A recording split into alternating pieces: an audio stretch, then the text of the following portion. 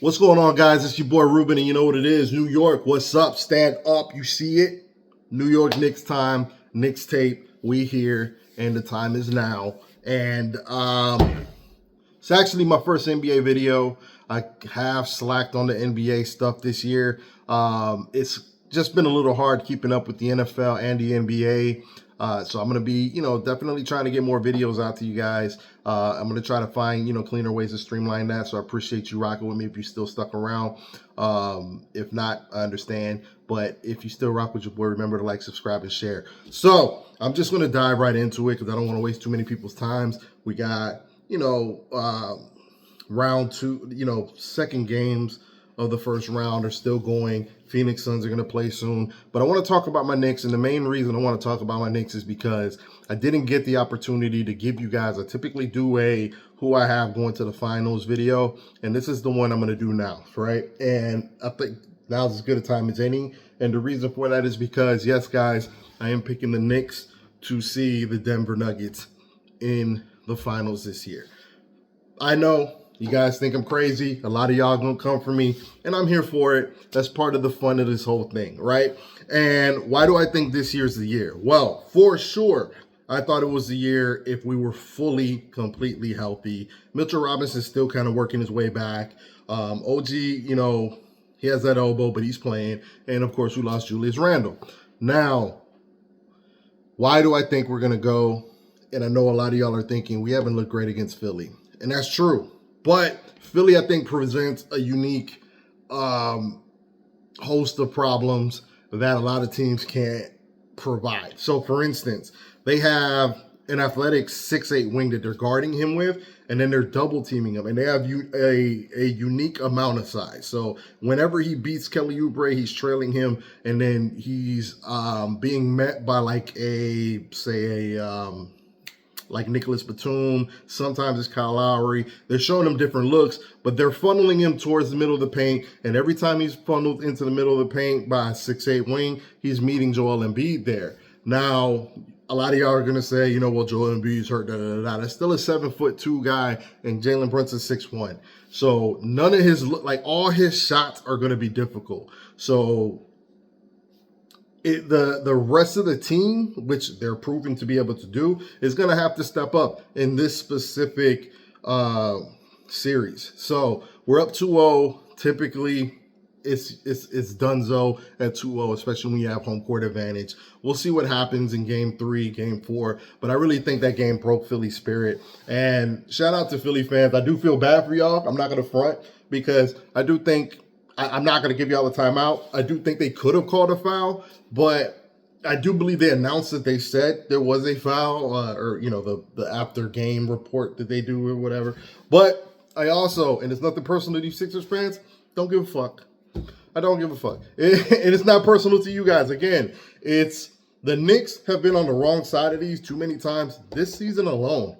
And the most notable was the protest we had to go and got denied when they called Jalen Brunson for a foul at the end of a Houston game that granted game-winning free throws to the Houston Rockets. And that wasn't the only one. There was another game that came to mind, and Jalen Brunson has been beat to hell all season where they're not calling plays. So it's been a point that the NBA has been trying to create more physicality and less bailout calls. And the only thing that I'll give, when I was watching it, I thought they were definitely going to call a foul. But the only thing I will say to defend it, if any, is it was a loose ball almost the whole way. So Tyrese Maxey completely whiffs on the pass. It pops in the air. He does eventually grab it, but you see Hart grab it as well.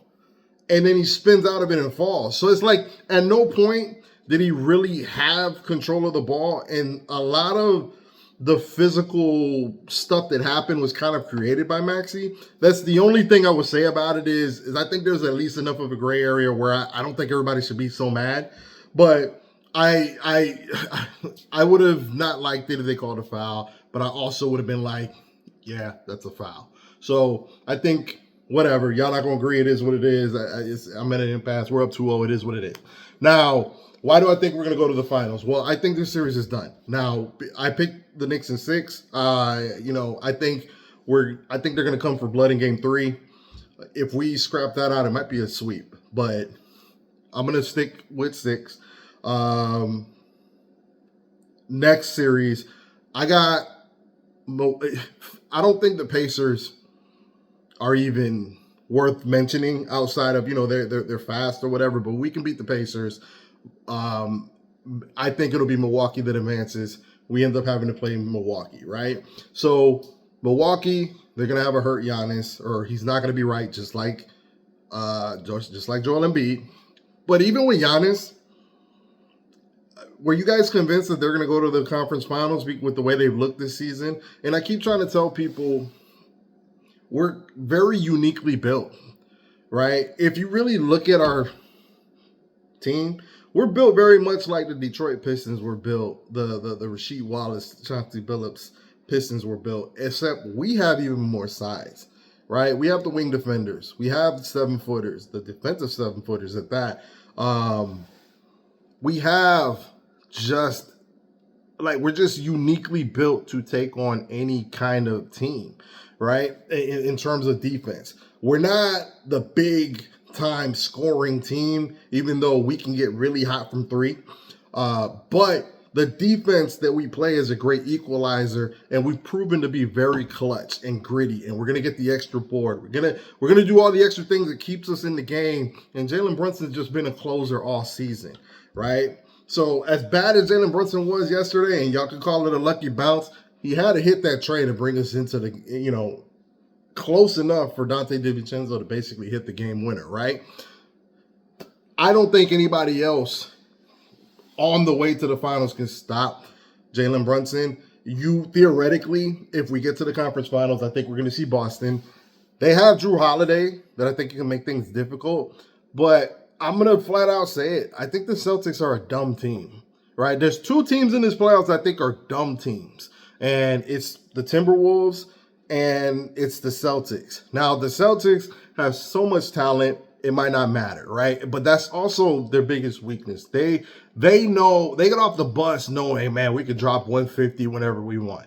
And that's ultimately what it does them in. So look at a couple of the series they've had with Miami in the last couple of years. Both times I thought they were the superior team. And each time, the only reason I think it's a series when you watch them is they loaf a lot. And then it's like they loaf a lot.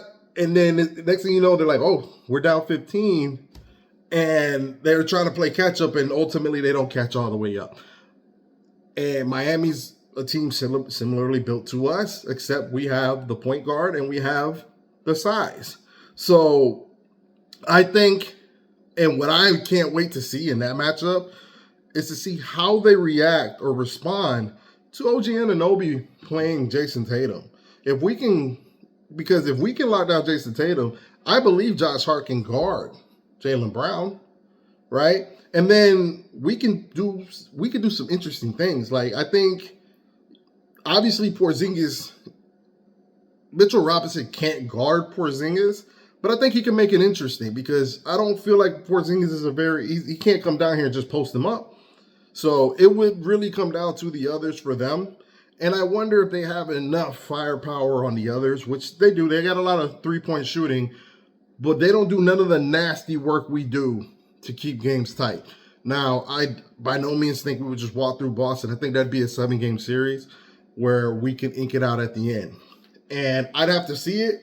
Like, Denver's a foregone conclusion. There's only one team that I think makes it interesting, and I call this team dumb, right? It's the Timberwolves. And it's because they have the size to make it interesting, and they play the defense to make it interesting against the Denver Nuggets. Jokic is great, but he has no rival. There's nobody that can slow him down. So that's, there's nobody has an answer for that in the West outside of the Timberwolves. But I just question their coaching. I question, that team's mental fortitude to pull that off. I think Denver, if you've watched them at all, they could be losing a game.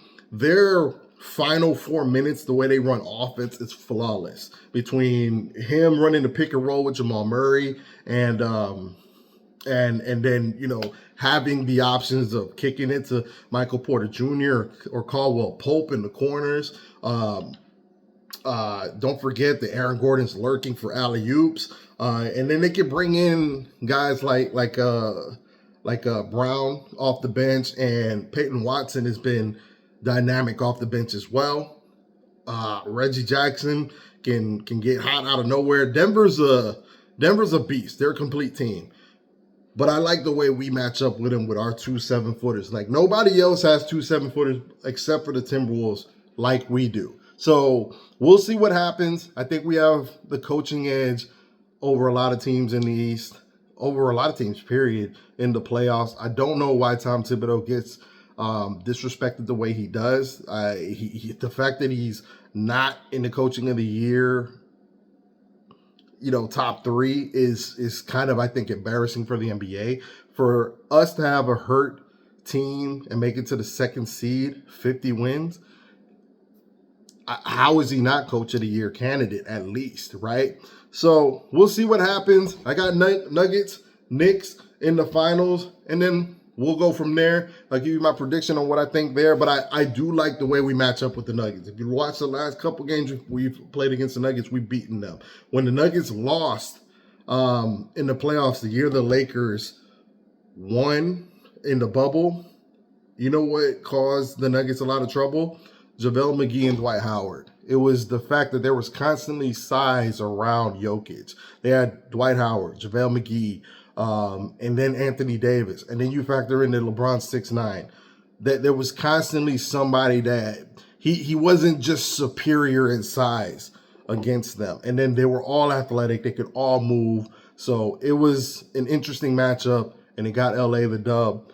Now, we don't have a LeBron, but we do have the size. So we'll see what happens. I got Knicks Nuggets. What do y'all think? Those are my thoughts. Remember to like, subscribe, and share. I appreciate y'all.